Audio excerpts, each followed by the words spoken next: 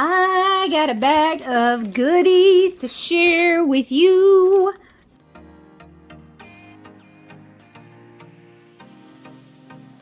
So, this isn't a huge art haul. I did get it at David's here in Metairie, Louisiana. Well, not in Metairie, but I am in Louisiana. But I do think it is a haul worth taking a look at. So, I found a single block of the Stonehenge Kraft. And since it looks like it has maybe seen better, single pad. Since it looks like it has maybe seen better days, they actually gave me a discount on it. So I appreciate that. But this is not actually craft paper, it's craft colored paper, and it's 100% cotton. So I want to see how well this will take watercolor. I also have, and this was inspired by the last Easily Influenced video that I recorded. I was inspired to pick up some Dagger brushes. So I have here a faux sable Dagger. It's a synthetic. I have here a silver black velvet. And I have two Zen daggers in two very different sizes. I also have, I am the latest, absolute latest to the party. I finally caved and I finally bought some Faber-Castell Gelatos. And what kind of sold me is that the female owner of the store explained that one of her customers actually likes to use these for figure drawing or for life drawing and then turn them into washes or like add wash elements to them. And I was like, oh my gosh, that would be so good for like plein air or really immediate drawing and sketching. So what I got is I tried to get enough. I didn't want to buy every color. You know what I mean? I mean, you want to buy every color, but I don't need every color. I wanted to get some mixing colors and maybe this, we'll see how this works out for me. So I got two reds, two blues, a decent yellow, a white, a passable for a skin tone, as well as a green. So not all inclusive, but at least it is a starting point and we can kind of play around with them. So what I want to do today is I want to test these things out with you guys and share the experience. So like I said, not the hugest haul, but we're actually going to take some time to look at the materials that I picked up. And of course, they're all water media. Who is surprised? So what I want to do with the Stonehenge, this is actually a bigger pad than I was looking to get. But what I'm going to do is I'm actually going to just go ahead and cut this down so that we're not wasting, well, it's not a waste, but we're not using a full sheet. You guys can also see the original decal. Usually their machines cut a little bit better than the decal, but it's kind of neat to see the decal too. Like maybe if they commit and did the decal, but you can't do the decal on all four sides because then this adhesive won't work very well. So, you know, who knows? Anyway. Inspired by the industrial look of paper grocery bags, each earth-toned leaf provides a surface perfect for printmaking, drawing, or experimentation. All cotton and emanating Stonehenge archival virtues. This is Stonehenge Kraft. Hey, like magic. So, got it cut down to size. I'm gonna go wash the sizing out of these and remove, because all of these are individually plastic wrapped, I'm going to remove the plastic wrap off of these. I'll do one for you guys in case you need to know. There's a little tear strip, you know, kind of like those children's gotcha toys, like the blind box toys. And there we go. And it has a twist up back. It's a lip balm container, y'all, with I don't know, pigment. I know this was inspired by their children's line, the Quick Sticks, and so many adults love them that they decided to kind of rebrand them. And I think they kind of fall into the Creative Studio line, but they're really mostly targeted towards crafters. And the reason I kind of avoided them is I just don't really like watercolor crayons all that much. But I really got sold, so I've got high hopes for these. It would be fun as like a plein air medium. So I will admit that my Dagger brushes were inspired by Christy Rice's evangelizing for Dagger brushes. And I actually went digging through, you know, what I have, and I don't have any. So I was like, okay, well, if these are so great, I will pick some up and try some. Not willing to pay the price that she was asking for on her site. So fear not, I'm not quite that easily influenced. I figure we will start with the gelatos. I was really trying to avoid metallics, and I really have to say the display that Faber-Castell sent doesn't actually do a good job denoting which are metallics. And as I'm looking at it, I'm pretty sure this is a metallic, and I really thought it was just a straight up cerulean blue. And I'm pretty sure this is a metallic, and I thought that it was just a sap green. So, oh, this does say metallic blueberry. Okay, that's on me. And then over here it just says comet, so maybe it's not metallic. But I was really trying to avoid metallics and just go for just kind of like straight up versions of the color. Easy to uncap, and I wanted to go, if I'm going to do these for plein air, I love the fact that they come in a packaging that you can twist up. You don't have to get it all over your hands. It's not going to melt all over your hands. Oh, they are actually buttery. All right, Faber, I'll give you that. They're very buttery. I'd be a little bit worried about them melting in the heat.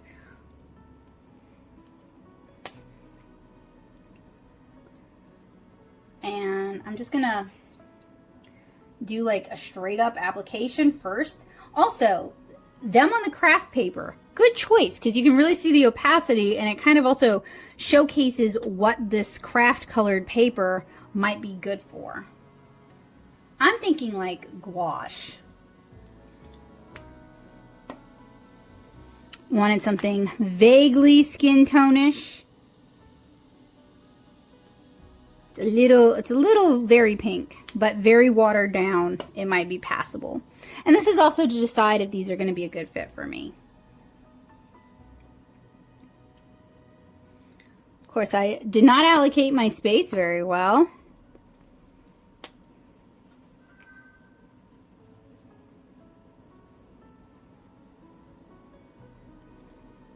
I think the plastic packaging, given how soft these are, is a really good idea. And they don't really have a smell. I also am not expecting professional grade anything really out of these. Partially because they started as a children's line. Here is the metallic. Ooh. That is metallic. So I'm going to select one of our Dagger brushes. This one actually seems infeasibly long. So we'll go with the shorter synthetic. So also be a good chance to see. They don't really move much. This is what I typically don't love about watercolor crayons. Now with the stiffer brush, you can make it move, and it might be the paper. This might not be the fairest test, because this is, while it is a cotton rag paper, and it probably falls along the lines of a mixed media paper, it's not a watercolor paper. That's just wishful thinking, I guess, on my part. Some of them are moving though. So what I look for when I'm looking at a watercolor medium is I don't want a start and stop line. I want it to dissolve fully into the water when I apply the water. And that judgment goes for watercolor pencils as well as watercolor crayons. And it's typically a reason why I don't love watercolor crayons. Ooh, the metallic has a lot of metallic. I'm going to try to dab some of that off. So I want to be fair, and I'm going to waste a little bit of cotton rag paper. This is probably a bookmark of Blick Studio. So this is a cotton rag watercolor paper. And I guess I should read the colors to you guys, right? So that's red cherry. This is, if I can find it, blood orange.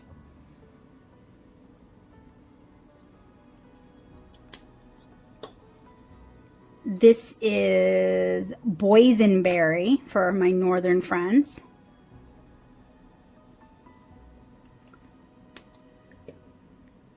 This is lemon. They are almost all named after fruit.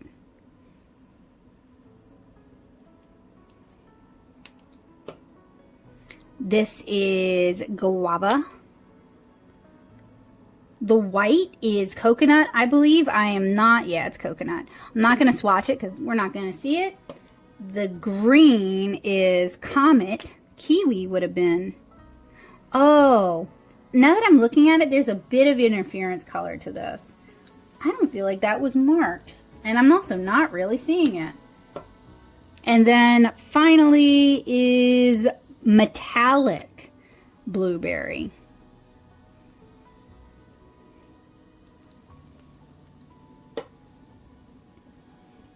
Try again.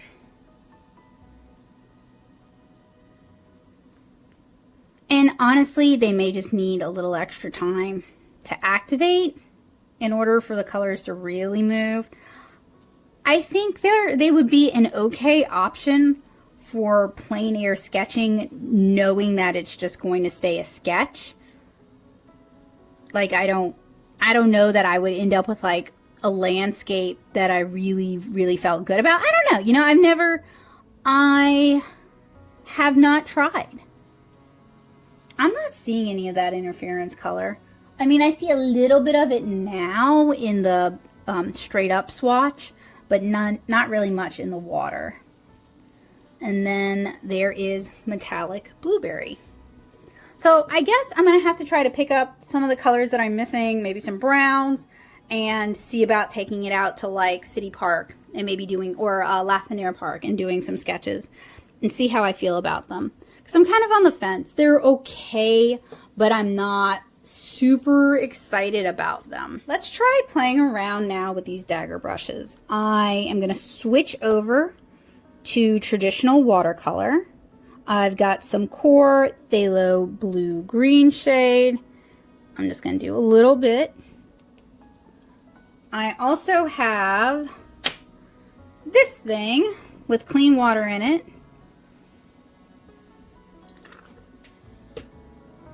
And I probably, there we go. Okay, now it's showing up. Now, I am not a Dagger brush evangelist. I'm a fan of the good old round, so we'll see.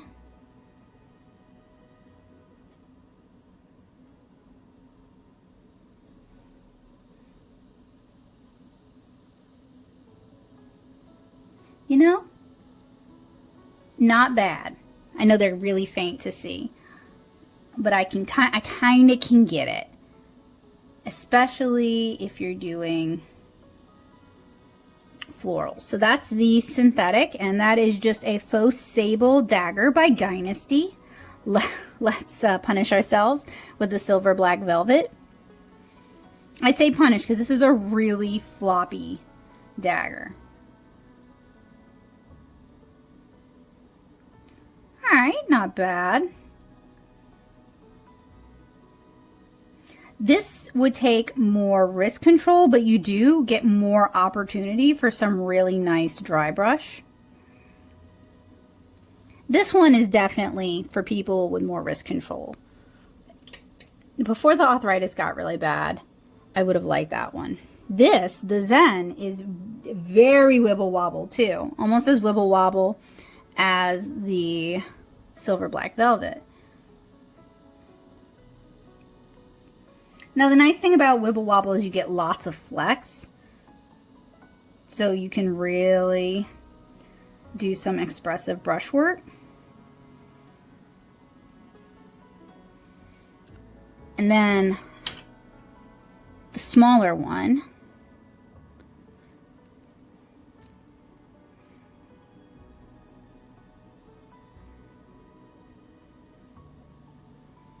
ooh, kind of like that. Okay, so the Zen the Zen is, I'm on the fence about the Zen. So the nice thing about the Zen is no matter the size of the brush, they're like $7.99 at David's. They like to do like a flat pricing for them because they're an inexpensive synthetic, but they handle, in my opinion, very well for an inexpensive synthetic. So in general, they are my go-to when I'm buying rounds for my classes and my students and my kits. I did not feel like they showed up as well as the little synthetic here, the little golden Taklon synthetic. Even though this is shorter, it's easier to control. You can still get some really expressive mark making. If you have a little bit more confidence or more strength in your wrist and your hands, and look, I'll be real, I used to have that, and then rheumatoid arthritis came in. So you could have it and lose it and get it back again, you know. It's not, I'm not judging anybody. This actually offers more personality. Like, this is very, I feel like cookie cutter, very clean, whereas this offers a little bit of like calligraphic personality to it. So if you have that wrist confidence and you're looking for a little bit of dry brush, this one would be more fun. But I can see why she likes the Dagger brushes, all right, y'all. I can get it. I can get why these work really well for the loose watercolor florals and why I was struggling with using a round. I get it now. Okay. I kind of like it. I'm kind of here for it. The fun thing about going to a brick and mortar physical art supply store is that you can discover new things. And if you're just looking to discover something new, you can even ask them what they have that's new. It also gives you the opportunity to get to know them and for them to get to know you and be able to make recommendations for things that you might enjoy. I saw the Stonehenge Kraft on their TikTok and I've been looking for it. And I was really excited to see it at my local brick and mortar. And gelatos have been around forever. I know I am certainly not the first to take a look at them, but I am hoping that they will be that just slightly easier, slightly quicker, slightly more immediate way for me to start easing myself into more plein air drawing and more just sketching again while I'm out and about, and I could just go straight in with the crayon and then maybe use a little bit of water just to loosen some areas up or to create a wash. I'm hoping that it will be a time accessibility option that kind of solves some of my other problems. As for the Dagger brushes, look, y'all, I didn't 100% believe the hype, okay? Like, I was reading Christie's watercolor book, Art for Joy's Sake, Free-Spirited Watercolor, and I was like, this lady is like really, really hyping these Dagger brushes. And I was like, I don't know. I was being all skeptical. Like, I've been painting for over 10 years. Like, I don't really know. They're great. They're fun. I really would not recommend spending buku money on them. They're not like that great. And I really don't necessarily feel like spending more money will get you a brush that's going to do more of what you need. And those of you who hang out with me know I can sometimes be a little bit of a snob when it comes to brushes. I like mixed fiber or natural fiber brushes. So for me to be like, yeah, go with the synthetic, you'll probably like the synthetic best, is frankly a little surprising. For me, I did like the silver black velvet. I like the stank that it added to the lines. It just feels a little bit more organic, but it's harder to control. And if you have hand and wrist problems, this one is going to be, it just probably isn't going to be a good fit for you. Whereas the synthetic is going to be more mild-mannered and fight you less. The Zen is like the Lovecraftian child of both, where it's passable, but it doesn't do anything particularly well. It's more challenging to control, but you can't actually get those very fine back of the brush lines that you might be looking for. That would, honestly, I'll give her this. It is a very flexible brush. It can do a lot of things. It can cover a large area. It can give you really fine lines. If you have good brush control and you're looking for something fun and you haven't tried one, then it could be a really good fit for you. I will probably continue playing around with it because now I kind of get what she's talking about in her book when it comes to the florals. And I think it's capable of some things that my go-to rounds are probably just not going to do particularly well. So what about the Stonehenge Kraft? I'm not sure yet. It's going to need its own thing. It seems promising. Seems like it could handle some light watercolor washes. I would consider it kind of along the lines of like a mixed media paper, more sturdy than say some of Strathmore's offerings, like their craft and blue colored sketchbooks. Not as thick as their blue craft and gray colored mixed media paper, which I reviewed here on the channel a really long time ago, so I'll try to link that for you guys. But it is also a cotton paper, so it can take more water. I definitely look forward to playing with it, and I actually have some colored watercolor papers that I've been meaning to test and do watercolor illustrations on. So I will probably throw this into the pile and hopefully someday get around to it. Thank you guys so much for hanging out with me today, checking out what I picked up at my local brick and mortar art supply store, David's, located in Metairie, Louisiana. Hopefully I tickled your inspiration bone today and you saw something that was useful, helpful, or informative, or inspiring. Let me know which of these you are the most intrigued by. Is it the gelatos? Is it Stonehenge's new craft cotton rag paper? Or might it be playing around with Dagger brushes? Let me know down in the comments. I hope you guys have a wonderful day, and I look forward to seeing you guys again soon. Bye, guys!